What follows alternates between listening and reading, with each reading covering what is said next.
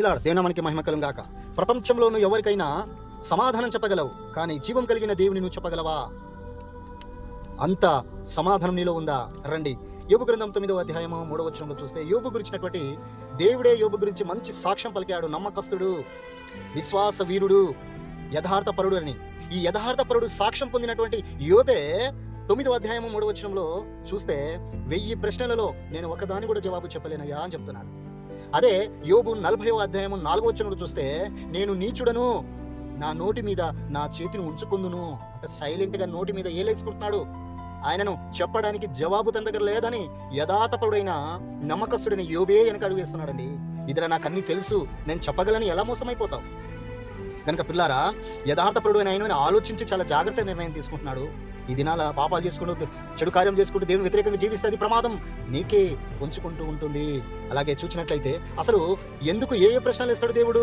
ప్రసంగి గ్రంథం 11వ అధ్యాయం 5వ వచనంలో చూస్తే చూలాలి గర్భము ధరించినప్పుడు ఎముకలు ఏ రీతిగా అది అత్తుకుంటున్నో నిర్మాణం చేస్తున్నది నీకు తెలుసా అని దేవుడు ప్రశ్నిస్తున్నాడు. అది మనకు తెలుసా?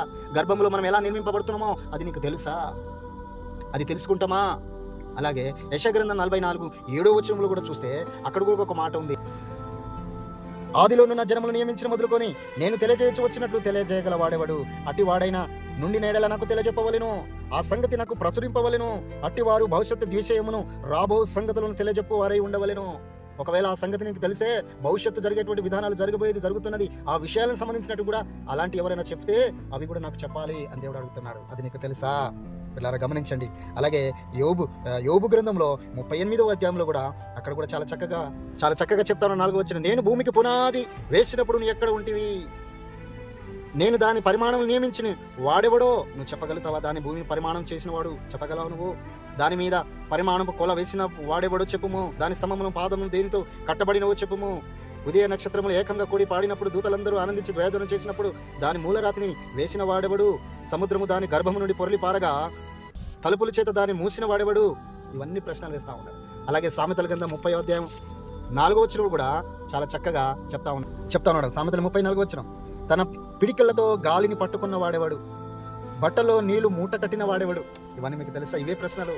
అలాగే ఇవి ఒక లోతైన ప్రశ్నలు వేస్తాడు. రెండోది నీ జీవితం గురించి, నా జీవితం గురించి, ప్రతి దానికి మనకు లెక్క అడుగు వాడై ఉన్నాడు. పెద్ద వారు మంచి ధర్మకార్యం చేసిన వారే వెనకడుగు వేసి చాలా జాగ్రత్తగా భయం భక్తిగా దేవుని జీవిస్తున్నారు. వారిలో ఒక 3-4 మేము చూపిస్తాం. అపొస్తలుల కార్యం 10వ అధ్యాయంలో మొదటి వచనం చూస్తే కొర్నేలి భక్తిపరుడు, అలాగే ఎల్లప్పుడూ ప్రార్థన చేయవాడు, ధర్మకార్యాలు జరిగించేవాడు. అతడు కూడా దేవుని యొక్క వాక్కును పొందుకొని దేవునికి లోబడి ఉన్నాడు. అతడు కూడా ఎంత గజగజ వణుకుతున్నాడో చూడండి. అలాగే మత్తయి సువార్తల 8వ అధ్యాయంలో 5 నుండి 10 వచనం చూస్తే ఒక శతాధిపతి మనకు కనబడతా ఉన్నాడు. అధికారి, అయ్యా నా సైనికుడు ఇదిగో బాధలో ఉన్నాడు, నా ఇంటికి వచ్చుటకు నేనే పాటి వాడిని అని చెప్పి శతాధిపతి దేవుని పిలవడానికి ఆయన ఎంతగా ప్రాధాయపడుతున్నాడు చూడండి. నా ఇంట్లోనికి వచ్చుటకు నేనే పాటి వాడను అని చెప్పి ఒక శతాధి, అయ్యా నేను కూడా అధికారం కలిగిన వాడుకొని పొమ్మంటే పోతాడు, రమ్మంటే వస్తాడు, కానీ నువ్వు నన్ను రమ్మంటే నేను వస్తా, నేను పొమ్మంటే పోతానయ్యా, నా అధికారం కాదయ్యా, నీ అధికారం కింద నేను ఉన్నానని ఆ శతాధిపతి ఎంత లోపడుతున్నాడో చూడండి. అప్పుడు అక్కడ స్వస్థ కార్యం జరిగింది. అలాగే ప్రకటన గ్రంథంలో కూడా 3:20 వచనములు చూస్తే నేను తలుపు యొద్ద నుండి తట్టుచున్నాను, ఎవడైనా నా స్వరం విని తలుపు తీసిన ఎడల నేను వానితో వాడు నాతోను కలిసి భోజనం చేస్తాను. శతాధిపతి అన్నాడు, నా ఇంటిలోనికి వచ్చినప్పుడు నేను ఏ పాటి వాడిని అంటున్నాడు. దేవుడు ప్రకటన గ్రంథంలో అందరికీ చెప్తా ఉన్నాను, నేను తలుపు యొద్ద నుండి హృదయం నుండి తట్టుచున్నాను, నా స్వరం ఏమైనా వింటే వారి కుటుంబానికి రక్షణ వస్తుందని దేవుడి ముందుగానే చెప్తున్నాడు ప్రకటన గ్రంథం. అదే మత్తయి సువార్తలో కూడా ఒక కనాని స్త్రీ కూడా, అయ్యా నా వైపు చూడయ్యా కనాన్, నా కుమార్తె దయ్యం పట్టినదయ్యా అని బ్రతిమలాడుకుంటుంది. ఇశ్రాయేలు దగ్గరే కానీ ఎవరికి వద్దో కాదని బోధ దేవుడు అక్కడ చెప్తున్నప్పుడు, అయ్యా కనికరించయ్యా అని చెప్పి అంటే ఎంబడి పడుతున్నప్పుడు కుక్క పిల్లల కదా, పిల్లల రొట్టె తీసుకొని కుక్క పిల్లలకు వేయట యుక్తం కాదని దేవుడు చెప్తే, అయ్యా యజమాని బల్ల మీద పడు నుండి ముక్కలు కూడా ఆ కుక్క పిల్లలు తింటాయి కదా అని చెప్పి, అమ్మా నీ విశ్వాసం గొప్పది అన్నాడు. చూడు ఎంత బ్రతిమలాడుకుంటున్నాడు దేవుని దగ్గర. ఆయన అక్కడ విశ్వాసం పరీక్ష చేయనికే ఆ మాట అన్నాడు దేవుడు, కానీ అతన్ని కించపరచాలని, ఆ కనాని స్త్రీని కించపరచాలని దేవుడు చూడలేదు. అక్కడ నీ విశ్వాస నమ్మకం ఎంత లోతుందని గ్రహిస్తున్నాడు. అలాగే జక్కయ్య కూడా లూకా సువార్త 19వ అధ్యాయం 1-5 వచనం చూస్తే, యేసు ఎవరో చూడాలని ఆశ తపయం కలిగింది. సుంకపు గుత్తదారుడు, వడ్డీ వ్యాపారం చేసే అధికారి, ఫైనాన్స్ డిపార్ట్మెంట్, మంచి వ్యాపారవేత్త, యేసు ఎవరో చూడాలని ఆయన పుట్టివాడని ఒక మేడు చెట్టు ఎక్కి యేసుని చూడాలని ఆశ కలిగాడు. కానీ దేవుడు అతన్ని చూచి, జక్కయ్య కింద దిగు, నేడు నీ ఇంట నేను ఉండవలసి వచ్చిందని దేవుడు సెలవిచ్చాడు. ఆయన ఆశ రక్షకుడిని తెప్పించుకున్నాడు. చూడండి, ఆయన ఇంటికి వచ్చాడు, ఎంత మారిపోయాడు తెలుసా? లంచగుండితనంగా ఏదైతే సంపాదించుకున్నావు అన్ని కూడా తిరిగి ఇచ్చేశాడు. దేవునికి లోబడ్డాడు, భయపడ్డాడు, అన్ని పాపాలు ఒప్పుకున్నాడు, తిరిగి దేవునిలో పరిశుద్ధంగా నిలవదగాడు. అలాంటి కార్యములు చేయగలగాలండి. గొప్ప గొప్ప వారే భయపడి మారు మనసు పొందుకొని దేవుని సేవిస్తుంటే ఇదేనా నాకు అన్ని నేను చెప్పగలుగుతాను, నేను ఏ జవాబు చెప్తాను ఆ జవాబు చెప్పగలుగుతాను అని అనుకుంటున్నావు.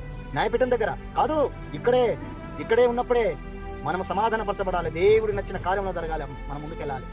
ఇక్కడే మనకు అన్ని ఒడిదులకు సరిపెట్టుకొని ఆ పరలోక రాజ్యం వెళ్ళాలి. ఆయనతో వెళ్ళాలంటే ఇక్కడే మనం పరిశుద్ధపరచబడాలి, ఇక్కడే మన ఆయన వాక్యం చేత కాల్చబడాలి, ఇక్కడే ఆయన వాక్యం చేత ఉదక స్నానం చేయబడాలి, ఇక్కడే ఆయన శ్రమలో పాలుభాగస్తులు అవ్వాలి, ఇక్కడే మనము కదా పరిశుద్ధత జీవితం కలిగి ఉండాలి.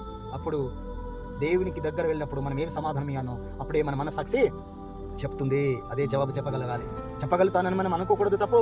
అప్పుడే మన ఇలాంటి భయం భక్తి కలిగినటువంటి జీవితంలో ఉంటే అప్పుడే దేవునికి ఎలా చెప్పాలో అప్పుడే మన శక్తి మనకు చెప్తుంది. అప్పుడు నిర్దోషంగా కదా దేవునితో మనము ఉంటాము.